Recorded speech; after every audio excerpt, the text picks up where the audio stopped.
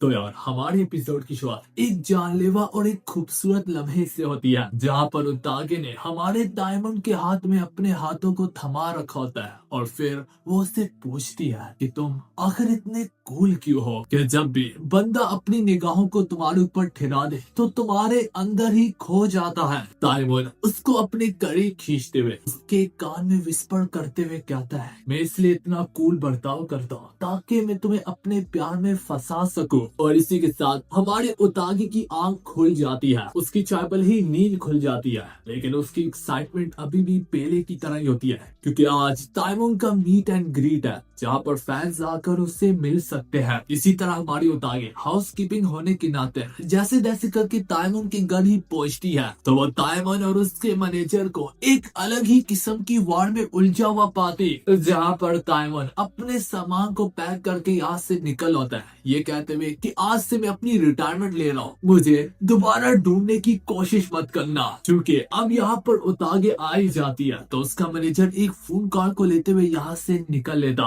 उसके यहाँ से चले जाने के बाद उतागे उससे पूछती कि तुम रिटायरमेंट क्यों लेना चाह रहे हो। ताइमोंग जो कि एक टूटे हुए तरीके से बोलता है, उन्होंने मुझे बताया तक नहीं और मीट एंड ग्रीट को साइन कर दिया, अब तुम ही बताओ मैं क्या करूं। मैं इतना ज्यादा नर्वस हूँ कि मैं इसके अंदर डूब के कहीं गायब होना चाहता हूँ। इसके बाद वो काफी टोपी ड्रामे करते हुए कहता है कि अब तक मैं सिर्फ स्टेज पे चढ़ के गुनगुना रहा था और नाच रहा था, पर अब चूंकि मुझे फैन से डायरेक्टली इंटरेक्ट करना होगा, क्योंकि आज तक मैंने नहीं किया, मुझे नहीं लगता कि मैं ये कर भी सकता हूँ। मेरा कम्युनिकेशन स्किल्स भी काफी ज्यादा पुअर है कि इसके चलते यहाँ पर फिर से उतागे के सर पे उसके फैन होने का भूत सवार हो जाता।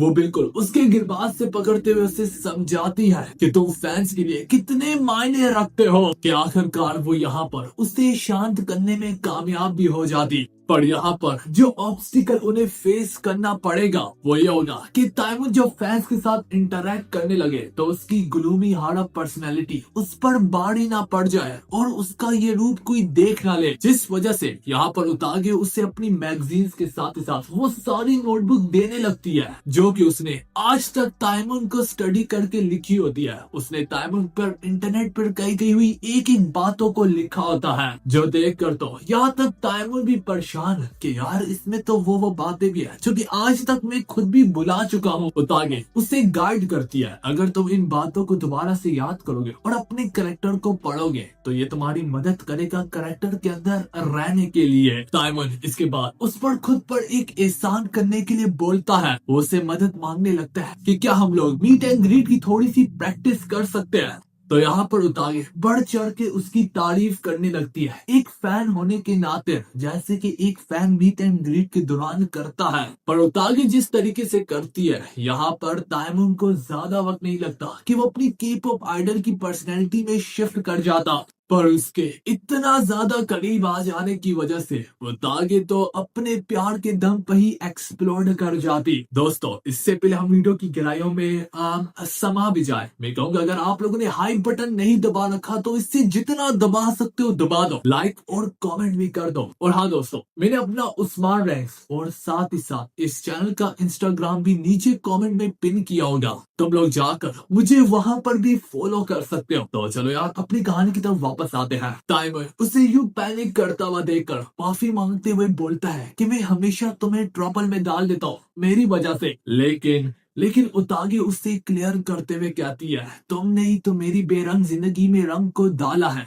तुम मानो या ना मानो। एक वक्त में जब मैंने अपनी जिंदगी में बिल्कुल खुद को अकेला पाया, जहाँ पर मेरी जिंदगी में कोई जुनून और जज्बा बाकी नहीं बचा था, वहाँ पर सिर्फ तुम्हारे टीवी में आ जाने से और तुम्हारी पहली बार शक्ल देखने से ही जैसे कि मानो मेरी जिंदगी ने एक अलग ही रूप ले लिया हो। तुम्हें मैं जब भी देखती हूँ तो तुम्हें एक खूबसूरत पीस ऑफ आर्ट पाती हूँ, तुम्हारे अंदर इस तरह से खो जाती हूँ कि दोबारा लौट के वापस ना आ पाती हूँ। इसी तरह ये लोग फिर से बढ़ बढ़ के प्रैक्टिस करने लगते हैं। मीट एंड ग्रीट की प्रैक्टिस से फारिग हो जाने के बाद ताइमोंग उतागे से सवाल पूछता, क्या तुम भी मेरे मीट एंड ग्रीट में आओगी। उतागे खुशी से रिप्लाई करते हुए बोलती, मैं जरूर आऊंगी। ताइमोंग की जान में जान आती और वो फिर कहता, ठीक है, अगर ये बात है कि तुम आकर मेरी परफॉर्मेंस को देखना कि जो हमने प्रैक्टिस किया उसके मुताबिक मैं किस हद तक ठीक कर पा रहा हूँ। यकीन करो दोस्तों, उतागे यही सुनने के लिए तो मरती चली जा रही होती है। उससे एहसास हो जाता ताइमून उस पे कितना ज्यादा रिलाई करने लगा है। कहानी मीट एंड ग्रीट पर जाती है, जहाँ पर पूरा का पूरा हाल फैन से मानो कि बड़ा पड़ा होता है। तुम लोग अपनी नजरें जिधर भी दौड़ाओ, जिस कोने में भी देखो, तुम लोग सिर्फ फैंस गर्ल्स के अलावा किसी को भी नहीं पाओगे। जहाँ पर ताइमून काफी अच्छे से अपने फैंस को ग्रीट कर रहा होता है और उसके फैंस तो उसके प्यार में ही एक्सप्लोड करते जा रहे होते। पर उसे इतनी लड़कियों के करीब आता देखकर यहाँ पर एक लम्हे के लिए उतागे को थोड़ा जेलसी भी होने लगती है। पर उतागे को अपनी वैल्यू पता होती है कि वो उसके बाकी फैन की तरह ही एक फैन है। चलो मान लेते हैं थोड़ी स्पेशल फैन है। वहीं पर दो फैंस आपस में उलझने लगती है कि तुमने मेरे पाँव पे पाँव रखा है। इसी बात को लेकर दो फैंस के बीच में मुंह मारी होने लगती, तो इसमें उतागे भी पार्टिसिपेट करने लगती कि क्या तुम लोग अपने मुंह को थोड़ी देर बंद कर सकते हो। ये ताइमून की इंसल्ट है। पर अब चूंकि दो के बजाय तीन लड़के यहाँ पर लड़ने लगती, तो सिक्योरिटी आकर तीनों को बाढ़ फेंक देती है। तो हमारी उतागे का मीट एंड ग्रीट में ताइमून का हाथ पकड़ने का सपना ही रह जाता। उतागे एक हाउस कीपिंग के तौर पर अपनी मैनेजर से जब दोबारा मिलने जाती है, उसकी मैनेजर उससे बताती है कि आज तुम्हारा क्लाइंट तुमसे मिलने खुद ही यहाँ पर चला आया। हाँ दोस्तों, वो कोई और नहीं बल्कि ताइमून होता है। ताइमून उसे थोड़ी सख्त बड़ी निगाहों से घूरते हुए कहता है कि तुम मुझसे मिलने मीट एंड ग्रीट में क्यों नहीं आए। ये सुनकर अब उतागे के पैरों तले जमीन खिसक जाती। वो काफी शर्मिंदा होती है उससे ये बताने के लिए भी वो आई तो थी, लेकिन सिक्योरिटी ने उससे बाढ़ फेंक दिया क्योंकि वो कुछ लड़कियों से लड़ पड़ी। तो उल्टा यहाँ पर वो झूठ बोलती। वो कहती कि मेरा टिकट मुझसे कहीं खो गया था। पर यहाँ पर ताइमून उसे थोड़ा सा खप होता है। वो उसके हाथों को दबोच लेता है, ये कहते हुए कि अपने वादे को पूरा करने की कोशिश तो किया करो। वो उससे बोलता तो मुझे पुकारो, मैं जवाब दूंगा। तुम मुझसे कुछ मांगो, मैं तुम्हें ला कर दे दूंगा, लेकिन कभी भी अपनी कही हुई बात से पीछे मत हटना। तो अब बात मानने के लिए चल रही होती है। उतागे थोड़ी सी जेलसी फील करनी थी जो फैंस उसके करीब आ रही थी। तो वो उससे पूछती है, क्या तुम खाली एक दिन के लिए सिर्फ मेरे ताइमून खिलाओगे। तो ताइमून यहाँ पर जर्रा भी ना सोचता, बल्कि तुरंत से इनकार कर देता। जब उतागे हैरान होने ही लगती तो ताइमून क्लियर करते हुए कहता है, मैं सिर्फ तुम्हारा एक दिन के लिए नहीं बल्कि पूरी जिंदगी के लिए तुम्हारा ताइमून बन के रह सकता हूँ। इसके बाद वो रोते हुए कहने लगता, प्लीज उतागे, तुम्हारा ऐसा मत करना। जब तुम कहोगी कि तुम आओगी तो वाकई में आना। मैं तुम्हें खुश करना चाहता था, अपनी परफॉर्मेंस के थ्रू तुम्हारे चेहरे पर स्माइल लाना चाहता था। पर जब मुझे लगा मैं इतना करीब हूँ इस काम को पूरा करने में, तो वहां पर थी नहीं। मैं इंतजार करता रहा कि मैं पूरा दिन खुद को अकेला पाया। तो उतागे, तो मेरे साथ ऐसा कैसे कर सकती हो। ये सुनकर उतागे को अपनी आंखों पर यकीन नहीं आ रहा था जिससे वो देख रही होती। उसे अपने कानों पर यकीन नहीं आ रहा था जिससे वो सुन रही होती। उसे अपने दिमाग पर यकीन नहीं आ रहा था जिससे वो प्रोसेस कर रही होती है। कहानी अगले दिन में उतागे के स्कूल पर जाती है, जहाँ पर वो लोग बोलने लगते हैं कि कल मीट एंड ग्रीट काफी मस्त गया था और फैंस के साथ ताइमून का ग्रुप अब पहले से भी ज्यादा करीब होने लगा है। हालांकि उतागे की दोस्तों को चिंता होने लगती है कि क्या होगा अगर कोई लड़की कैमरे की आंख से कहीं दूर उनके करीब जाने की कोशिश करे। तो यहाँ पर अपने ग्रुप में उतागे को भी शामिल करते हुए कहती है कि हम तीनों मिलकर उस लड़की का कत्ल कर देंगे। पर उन्हें क्या पता था कि हमारी उतागे ऑलरेडी ताइमून के काफी करीब आ चुकी है। कहानी आगे बढ़ती है और उतागे जब दोबारा से एक हाउस कीपिंग के तौर पर ताइमून के घर जाती है, तो वो आज दोबारा से ताइमून को थोड़ा डिप्रेस पाती। उतागे के पूछने पर ताइमून उसे दिखाने लगता कि नेक्स्ट शो में जहाँ पर फैंस सेलिब्रिटीज की ड्रेसिंग सेंस को रैंक कर रहे होते हैं, तो अब कहीं जाकर उतागे को समझ में आने लगती है उसकी परेशानी। जल्द ही हमारा ताइमून भी इसी शो का हिस्सा बनेगा। ताइमून को थोड़ी चिंता होती है कि उसकी ड्रेसिंग सेंस काफी ज्यादा खराब है। तो उतागे उसे समझाती है, फिक्र मत करो, मैं तुम्हारी मदद करूंगी, मैं तुम्हें काफी सालों से देखती आ रही हूँ, तो एक फैंस की पर्सपेक्टिव से मैं तुम्हारी मदद करूंगी उन कपड़ों को बाय करने में जो तुम्हें काफी ज्यादा स्मैक्सी और कूल बनाएंगे। लेकिन उतागे ने उसे कहा था कि हम माल तो एक साथ जाएंगे, तो अपने चेहरे को किसी ग्लासेस वगैरह से ढांप लेना।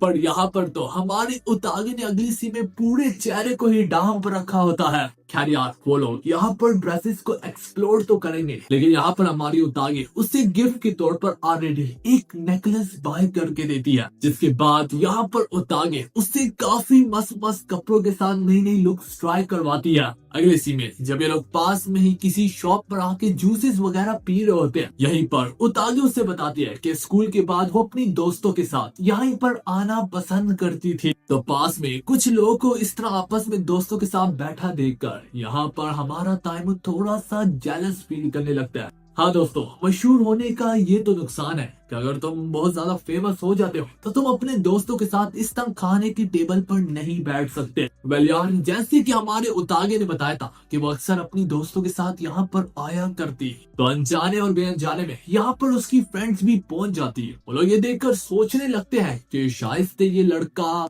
उतागे का बॉयफ्रेंड है। उतागे उन्हें ये तो नहीं बता सकती होती कि ये ताइमन है, क्योंकि उसे वो पल याद आता है जहाँ पे वो लड़कियां कह रही थी कि वो उस कुतिया को मार डालेंगे जो भी ताइमन के करीब आने की कोशिश करेगा। एक अच्छा मौका देखते सारे यहाँ पर ताइमन उतागे का हाथ पकड़ के उससे यहाँ से भागते हुए ले जाता। ये सब देखकर उतागे को यहाँ पर परफेक्ट सीक्रेट डेट की वाइब आने लगती। थोड़ा सा साइड पर आ जाने के बाद उतागे यहाँ पर बैठकर उससे माफी मांगती है कि ये सब कुछ मेरी वजह से हो रहा है, अगर मेरी दोस्त वहाँ पर ना आती तो तुम आराम से ड्रिंक्स को एंजॉय कर पाते। उससे यूं बार बार माफिया मांगता देखकर ताइमून अपना मुंह दिखाते हुए कहता है, तुम मुझसे अगर प्यार करती हो तो अपने मुंह को बंद रखो और मेरी बात को भी सुना करो। मैंने कहा इसमें तुम्हारी कोई गलती नहीं है, तो यकीन करो इसमें कोई गलती नहीं है, बल्कि मुझे तो काफी ज्यादा मजा आया। तो यार, इसके कुछ समय के बाद हमें बताया जाता है कि ताइमून उस शो में जाता है और उस शो में सारे लोग ताइमून की ड्रेसिंग सेंस की दाद देते हैं। कहानी आगे बढ़ती है कि एक रोज उतागे ताइमून को कोल की तरह काला पाती। जब वजह पूछती तो ताइमून बताने की कोशिश करता कि उसने यहाँ पर कुक करने की कोशिश की और बदले में अपने आप को इस हाल में पाया। खैर यार, उतागे उसे एक सेकंड में दोबारा चमका देती, पर ये सब देखकर ताइमून अंदर से टूट जाता है। उसकी मोटिवेशन खत्म होने लगती है कि मैं कितना ही बेकार हो सकता हूँ। लेकिन उतागे सिचुएशन को संभालते हुए कहती, तो एक काम सबसे बेहतर कर सकते हो और वो है लोगों की खत्म होते हुए जिंदगी को दोबारा से नया रंग देना, उन्हें नया मोड़ देना। जहाँ पर ताइमून अपनी डिप्रेशन में ही डूब रहा था, ये काफी होता है ताइमून के आगे बढ़ने के लिए। पर इसी समय यहाँ पर उसका मैनेजर प्रकट हो जाता और वो उतागे की स्किल्स को देखकर उसकी दाद देता है कि आज तक वो भी ताइमून को इतनी जल्दी डिप्रेशन से बाहर ना ला पाया। वो उसकी दाद तो देता है कि तुम हाउस होल्ड का काम काफी अच्छे से करते हो, उसकी हाउस कीपिंग होने के नाते। पर मुझे एक बात तो बताओ, ताइमून के साथ कब से शॉपिंग करने जाना हाउस होल्ड का काम बन गया? ये सुनते सारे उतागे फौरन से झुककर उससे माफी मांगती है कि मैं ऐसा कुछ भी नहीं करना चाह रही थी। ताइमून भी उसकी साइड लेते हुए कहता है कि अगर तुमने किसी को सजा देनी है तो उससे मत दो, मुझे दो। पर उल्टा उसका मैनेजर यहाँ पर अपना सर झुका के शुक्रिया कहता है कि तुम्हारी वजह से अब मुझे ज्यादा काम नहीं करना पड़ रहा। ये बोलते हुए उसका मैनेजर यहाँ से चला जाता। उतागे को ये सब देखकर एक बात का एहसास होता है कि इसका मैनेजर काफी ज्यादा आलसी है। एजेंसी ने उसके मैनेजर को हायर किया है, पर वो काम जरा भी ढंग से नहीं करता और वो अपने फेस ऑफ के आइडल मेंबर्स के साथ भी उसकी ज्यादा कुछ खास नहीं बनती। इस वजह से आजकल ताइमून यहाँ पर कुछ ज्यादा ही हमारी उतागे पर रिलाई करता है। मैं ये भी क्लियर कर दूं, 16 साल की उम्र में ताइमून टोक्यो आया था ऑडिशंस वगैरह देने के लिए। चूंकि हमारी उतागे ताइमून का काफी ख्याल रखती है, उसकी आगे बढ़ने में मदद करती है। ताइमून उसके पास आते हुए कहता है, मुझे दूसरे फैंस का तो नहीं पता, लेकिन मेरी जिंदगी में तुम बहुत ज्यादा कंट्रीब्यूट करती हो, तो मेरे लिए एक चमकती हुई सितारी हो, तुम मेरी जान हो, तो मेरे लिए खास हो। अगली सी में नहाते दौरान यहाँ पर उतागे यही सोच रही होती है कि ताइमून को लगता है कि असल में मैं उसकी मदद कर रही हूँ, पर जब मेरी जिंदगी रुक गई थी तो बस ताइमून का चेहरा ही काफी था मेरी जिंदगी को वापस चलाने के लिए। जब से मैंने तुम्हारे बारे में जाना, मेरी जिंदगी की रुकी हुई घड़ी दोबारा से चलने लगी। और हर दिन पहले से ज्यादा एक्साइटेड होता था। और जब अगले पल में वो घर बैठ के उसकी परफॉर्मेंस को टीवी में देख रही होती है तो वो नोटिस करती कि ताइमन ने अभी भी उसका दिया हुआ नेकलेस को पैर रखा होता है। ये देखकर उताके को काफी खुशी होती है और इसी के साथ हमारी अगली एपिसोड यहाँ पर खत्म होती है।